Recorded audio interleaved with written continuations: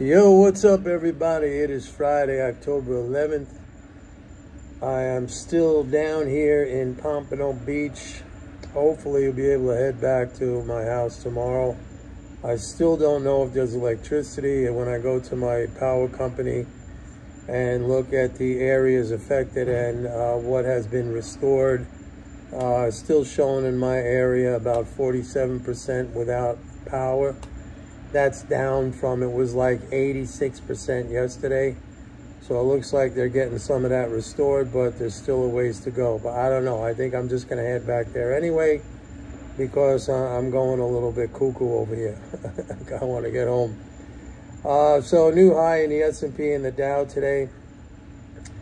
Folks, I want to just clue you into something, and I mentioned it yesterday. It was kind of a freebie. I'm just going to say it again today, that if you look at the data, I'm looking at the data. Of course, I look at the data every day. That we are now seeing about a 14.3 billion year-over-year decline in interest income transfers.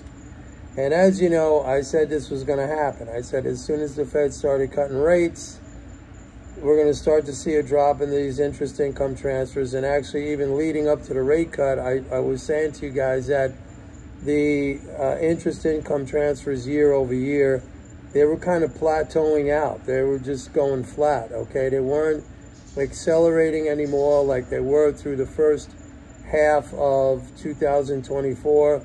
They kind of they were going sideways, so we weren't really getting any new increases compared to last year. So if you think about it in terms of like a rocket thrust, okay, you get that thrust at launch, which lifts the, this heavy, gigantic rocket off its launching pad. It's got to overcome the gravitational force, and then it gets to a point, I think they call that the apogee in physics or astronomy or whatever, where it reaches like the peak, and then the fuel cuts out, and it reaches like it gets out of Earth's atmosphere, the gravitational pull, and it just kind of like, not that it stalls, but it goes into orbit at that point. I mean, the fuel cuts off, the thrust cuts off. That's what happened at the end of like the first half of 2024. I was pointing that out. I measured it. Now you're actually having like, if you want to use the same analogy, you have kind of like a gravitational pull reasserting itself, which is now a decline in these interest income transfers. But I'll tell you, it's minor right now. It's minor. And number one, it's minor to the point that it's not really going to be showing up. It might start to show up very, very subtly in the economic data. It's absolutely not going to show up in, in people's minds, in people's observation, in what they're concerned about and what they're looking at, okay? They just, number one, they don't look at this stuff. I give you stuff that nobody else pays attention to. And number two, they don't even understand this for what it really is. I mean, they see everything in the reverse. Like I've said so many times on here that I've tried to explain that the whole monetarist paradigm, the whole monetarist, understanding is looking solely at the liability side of the balance sheet. So for them, rate cuts are a terrible, horrible, rate cuts are a wonderful panacea. They're bullish. They're like honey from heaven. And they're fantastic and they're wonderful, but at the same time, they think of them as inflationary and blah, blah, blah, all this bullshit. And the opposite for rate hikes. Rate hikes are terrible. They're horrible. They're going to cause a recession. Debtors have to pay more, which is true. But again, they're always looking at the liability side. They're never looking at the asset side. And so that's why they missed out on all of 2023 when the market was going up and the economy was very, very strong. Because as I was saying, like freaking every single video that I made, I was talking about the interest income transfers, and that was going to be like a major, major fiscal boost to the economy.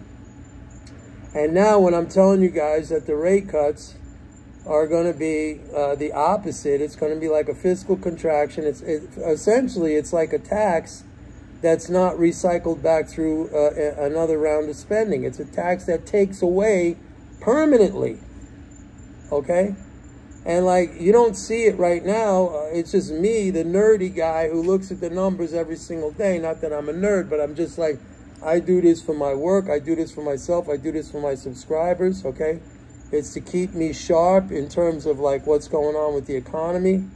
To me, I mean, I've said this to you guys a million times, that you got to look at the economy. You can't look at the stock market. Yeah, the stock market is making all-time record highs today, and it's been making all-time record highs. But I'm telling you, you don't have to believe me right now. You could say I'm an idiot. You could say I don't know anything. You don't have to listen to what I'm saying right now. But I'm telling you that this is all going to be given back because the economy is going to slow down without some kind. Okay, let me qualify that. Without some kind of a fiscal response in 2025, you know, we are at risk of going into a recession, notwithstanding the very lovely and wonderful economic news that we're getting right now and all the talk of the fucking, you know, of soft landing and everything else like that. It's already, we're 8 freaking days into the new fiscal year, statement days anyway, business days, and we're already down 14.3 billion in interest income transfers, okay? And you had one rate cut that basically hasn't even really filtered in through all of the government securities, and you're going to have more rate cuts. And believe me, like I said yesterday, the bond trade, that's like, you know, every year or every couple of years, something comes along, which is like, that's your home run or that's your grand slam, okay?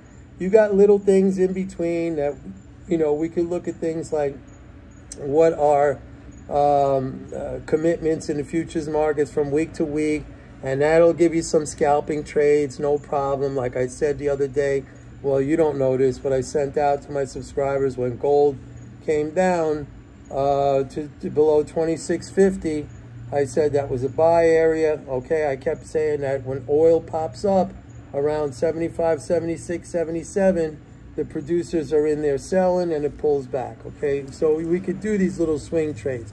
But every once in a while, something big, something macro comes along and you want to position yourself. And the way I do it, the way I tend to do it, because I see these things like well, way in advance of everybody else, like I was buying stocks heavily and pounding the table on stocks, you know, in October 2022 when it looked so bleak and it looked so horrible. And all last year when you had guys like this guy, Mike Wilson of Morgan Stanley, you know, the perma bear, saying the market was going to drop like 40, 50%. And I said, this guy's going to be wrong. You know, we have massive, massive interest income transfers going into the economy, and the economy is going to do well. And I said, as long as Congress raises the debt ceiling, which they did, I said the market's going to make new all-time highs.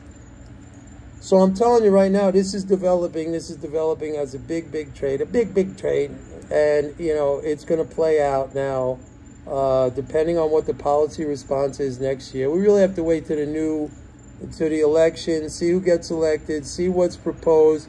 You know, it's not just about tax increases. Like if you're looking at Kamala, whatever her name is, you know, I mean, I don't even know what to say. But like, what I pay attention to is net taxation. Net taxation means, yeah, you could raise taxes, but you could also raise spending more than taxes, and then you're still having net positive government transfers. And then the only thing you really got to figure out is what sector or what cohort of the economy gets affected positively and what gets affected negatively. And then you strategize, you create a strategy in your portfolio around that understanding, okay? It's not just simply, oh, taxes are raised, it's going to be horrible, it's going to be terrible. That's like the same thing as, oh, inflation goes up, it's going to be horrible, it's going to be terrible. Look at how well stocks did in inflation, okay? I said, by the way, I said, and I've said many times, that the best hedge against inflation is the stock market. Why? Because companies, they raise their prices and their profits go up. And yeah, we get squeezed as consumers, but I keep telling you guys, like, if you can stop whining and complaining about it, and I don't expect that, okay, the stock market is going to offset all of your costs. Look, I understand it. I feel it too. Believe me, I feel it. Yeah, I can't go into a grocery store and, you know, a few items costing $70. It's ridiculous. But, you know, I use what's out there. I mean, you can look at the stock market or these financial markets that we operate in as tools available to us to at least help us, protect us in some way, maybe, hopefully put us ahead of the game.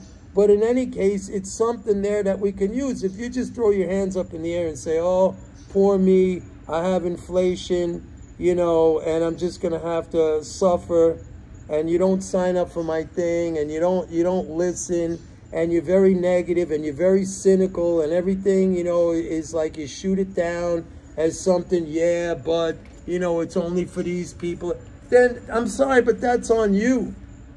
That's on you. Okay? It's there. I take advantage of it, and I don't care. Like, I was never, like, it took me a long time to build up a level of assets or a level of net worth. Like, I pissed around for a long time. I told you guys my story as a floor trader.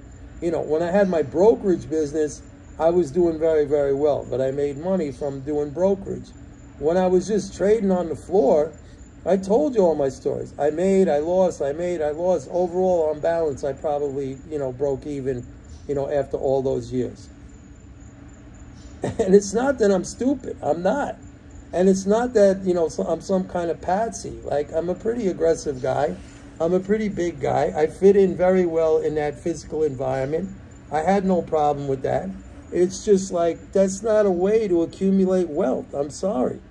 And everybody who's all thinking, oh, there's a short-term, you know, don't try to think that you're one of these operators like Citadel or my friend who has Virtue Financial, you know, Vincent Viola, who also owns the Florida Panthers.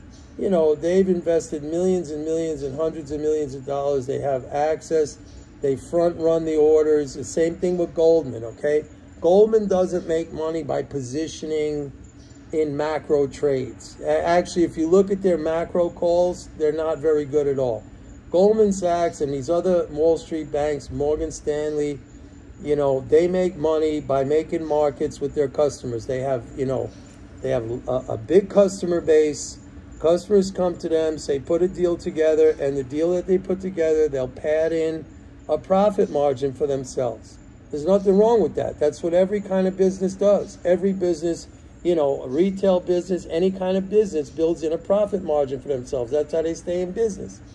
You know, and the way we can do it, because we don't have that access unless you're dealing with clients where you can, you know, put together deals and build a profit margin for yourself. The way we can do it is with time. Time allows us to basically do the same thing. But the funny thing about behavior, about human behavior, nobody has any patience. They want it yesterday or, you know, tomorrow, in 2 seconds they want it. They don't have any patience. They don't have any discipline. And so they chop themselves up thinking this is the way to do it. It's a kind of a gambling mentality. Look, most people, there's a few people who make money professionally as gamblers, but they're very, very disciplined. They have a consistent approach. They apply that. And it's probably in some way mathematically based. What we're doing is the same thing. What I'm doing is the same thing, basically. I'm looking at the numbers. I'm looking at the data. And I'll tell you beforehand, way beforehand, like you're going to see this right now.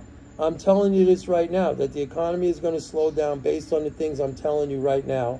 Nobody is seeing this. Nobody's paying attention to this. The stock market's flying high. It's not going to last, okay? And I'm not, you know me, I'm not a doomsayer. I'm not a doom and gloom. I don't come on here and saying, oh, the national debt, it's going to blow up. I say the opposite, that they don't even understand that there is no debt, that there's no national debt, that that's just money that the government has transferred to the non-governmental sector, and it sits there as an asset that we own. We don't owe, okay? So I don't come on here saying all this cockamamie bullshit that you hear. I tell you stuff that's factual, that is scientific. You could take it. You don't have to take it, okay? Most of you are not taking it, okay? I don't have a lot of subscribers, and that's not a plea for subscriptions, even though I say at the end, sign up. That's for you. It's not for me, okay? I think $125 a month for the work I do. That's very, very, very cheap because it could go for thousands and thousands at the institutional level. I'm giving you guys a break. But, you know, I can't force you to do anything. If you don't do something for your own self, and if you think there's a shortcut, and you don't understand that whatever shortcut you think you're taking is really that you're looking for a dopamine rush, some kind of a, you know, something to get you excited to go to a party and talk about, hey, I got 15 screens at home. I sit there, I watch everything tick by tick. I got CNBC playing in the background. I got Fox Business playing in the background. I mean, to me, I just look at that and I laugh. Okay, I just look at that and I laugh. I mean, if you want to really understand, I mean, I don't see any, how can I phrase this? Like, to me, there's no limit on learning. Like, and every single day, you should be on a quest to just absorb knowledge, okay? And that's what this is. And then apply that knowledge, because that's how you really learn. I mean, there's two phases to learning. There's the theoretical part, where you understand on a theoretical level, and then there's the applied part, where you take that knowledge and you put it to work. You apply it. And you know, the lessons you get from that, the education you get from that, from actually applying it, that, you know, that is beyond measure. And that also incorporates the personal behavior, okay? It's not just about what happens, you know, when we start to, you know, deploy this knowledge into actual trading or investing. It's like, okay, what is the effect on me emotionally? What is the effect on my behavior? How do I understand this? How do I adjust this to what I need to have in order to bring the results? I mean, it's a multifaceted thing. To me, I find it really, really interesting and not challenging, but interesting and just exciting. Like to want to improve constantly. Like, you take something that's pretty hard, okay, and it's hard for a number of reasons. In particular, the emotional and the behavioral aspect, and then just like subjecting yourself to that and working on yourself and kind of fine-tuning yourself to be able to operate in this realm in a way that's going to have a constant flow of positive results. A constant flow of positive results.